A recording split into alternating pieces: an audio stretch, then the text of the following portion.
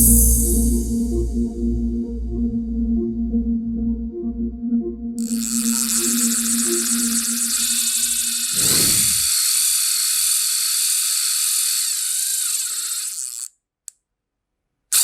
what's up? It's Kit. Time for another video. Today, we're gonna expand more about bait presentation and something that I learned from my South African friends. So this is doing something similar like with what we did with the dingle dangle. Only this is kind of like, well, this is something that you could do with the J hook. So if you guys missed the video for this, the dingle dangle, which is this one right here, it was the previous video, but I'll link everything so that you'd be able to see it. Okay, so with the J hook, as you know, we have this part to keep as proud as possible. Okay, to keep clear, so that when the fish bites, the hook point would be able to hit the fish. With the circle hook, it's kind of tricky because you have little space.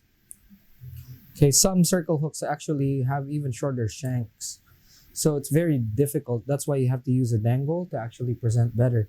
Of course, other people don't do that. They just put their bait on, caught in it, and it's all good. This is a very good way of presenting baits when there's a little bit of current, and then you want your bait to actually be presented a little bit above the bottom. So we're going to be using foam similar to the dingle dangle, and we're going to be putting it on the hook right here. So this is foam, ordinary craft foam, thick. Okay, so you can vary the thickness that you want. But what you want to do is actually have the length of your foam to about the length of your hook. Okay, so as you can see here, there's a taper.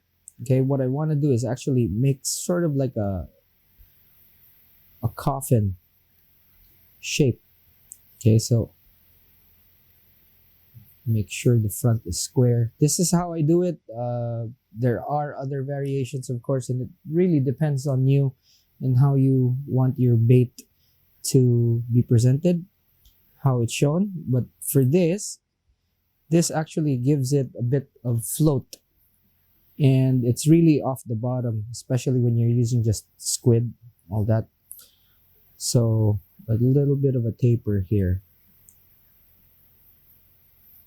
You need a very sharp knife for this, so I'm using a utility knife, or you could use a box cutter if you want, just as long as it's really sharp, because when you actually do this, you need the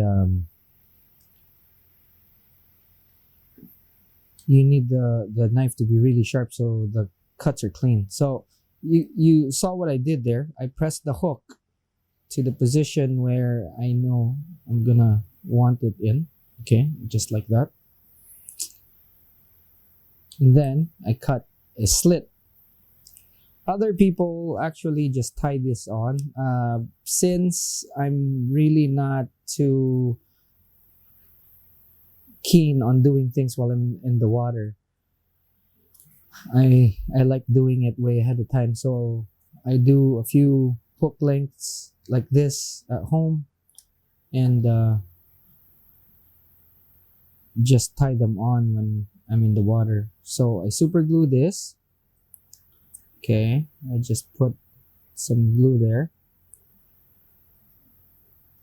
And then I want the thick part to be towards the eye, and then just press down like so. Okay, and then hold it to close like that. And what that does is have the form or the shape form around the hook like so. And then you can get a pair of scissors when it's dry. You can get a pair of scissors and actually give it a taper at the back. Just like that.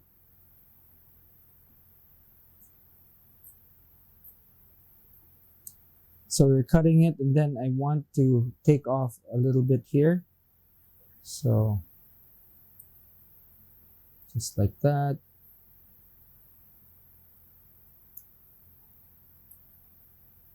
Okay. And that's pretty much it. Now, if you want to secure the foam even more, what you could do is actually take some thread. Okay, so in my case, I'm gonna put on some fly tying thread here, which is what I have handy. You don't need to do it. I mean, this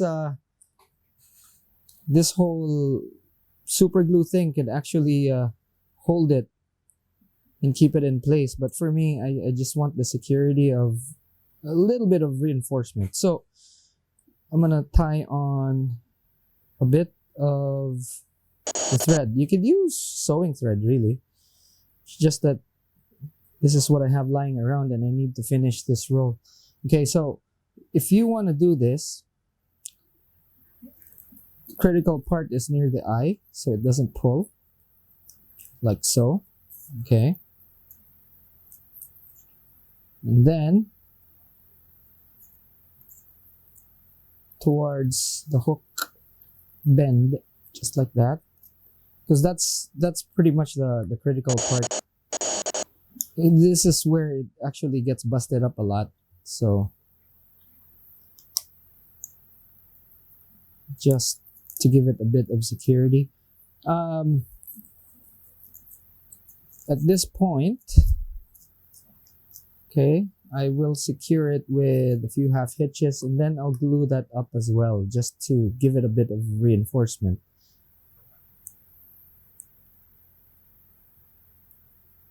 And this is just to keep things together.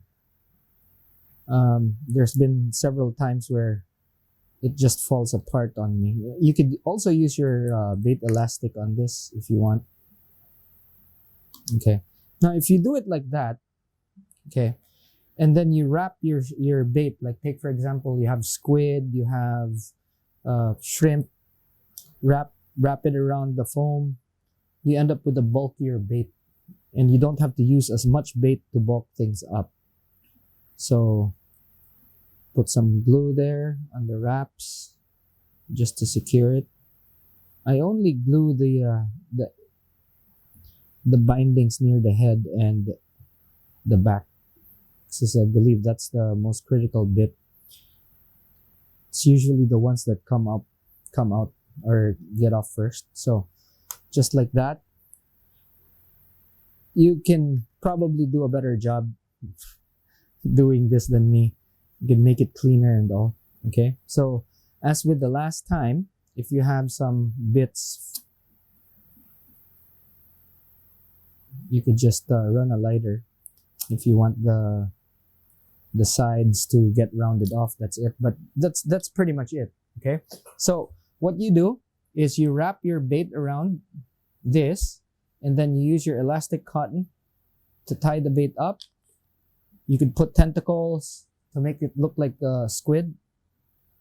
And the nice thing about this is, of course, it keeps it off the bottom where the crabs just massacre your bait.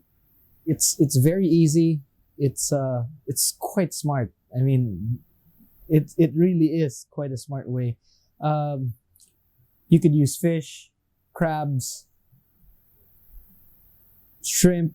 Squid is my favorite, because you could really form the squid around here. You could make a cylinder out of the squid like that. You could even put the eyes, hook it up like that, put the eyes, the tentacles, and all.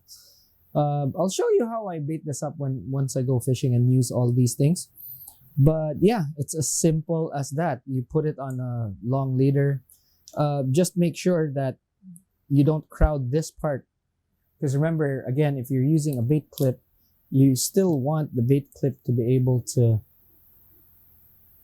clip onto the hook, and more importantly, detach without actually getting snagged or hindered by the bait. Now, the very good thing about this, of course, is that since you have this, you can have the bulk of your bait here.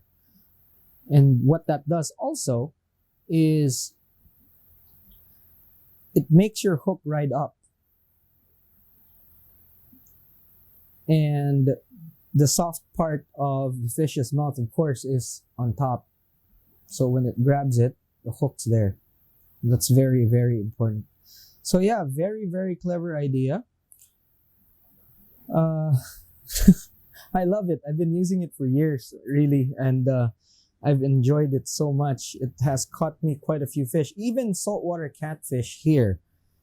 And I didn't know that they fed off away from the bottom, really.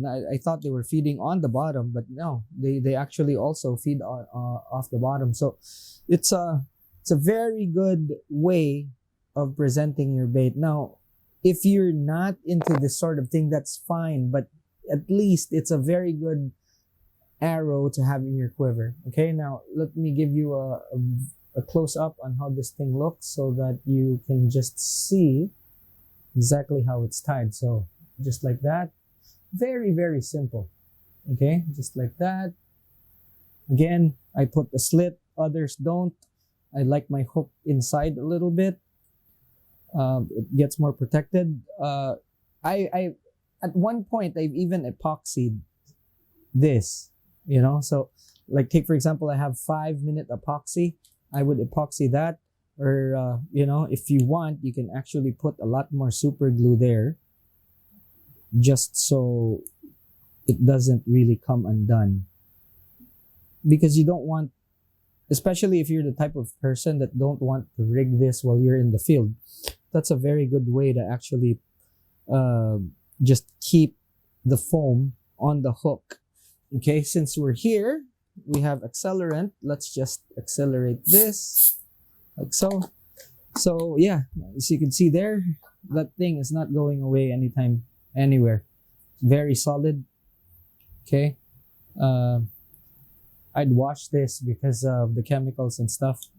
But yeah, I mean, I normally don't do that. Epoxy is probably much better if you want to do it like this, but that foam isn't going anywhere, you know, and the foam actually gives you a very good kind of like platform to put your bait around. Again, as I mentioned before, it makes it bulkier.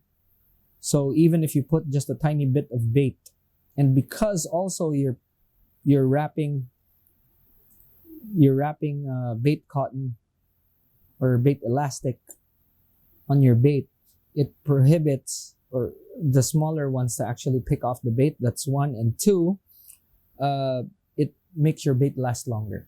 All right, so yeah, guys, that's it. Again, if you haven't subscribed, please consider subscribing. If you like the content, give it a thumbs up. Share the video so that a lot of people would know and enjoy this sort of thing. And oh, by the way, if you want to go fancier, I usually take a toothpick and just poke it here to the end like that, just a tad bit actually. Okay, cut this. Okay, let's do this properly. So right there.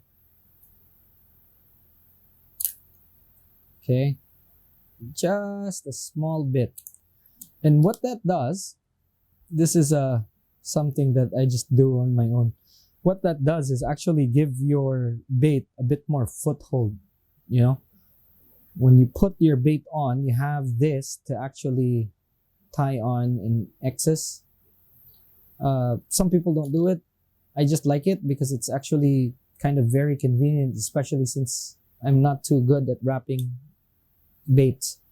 But having that right there actually gives you a very good anchor point so that your bait doesn't pull off, especially soft baits, like if you're using clams and something of the sort.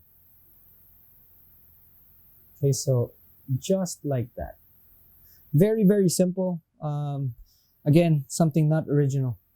Okay, I saw some guys, I asked them to teach me how to do it, and then here we go. And then from there, of course, I just developed my own thoughts on this, and I incorporated. And this is the beauty of this, because it is only limited by your imagination. All right, guys. So again, I hope you like it. thanks so much for watching, giving this video your time, and I'll see you in the next one. Class dismissed.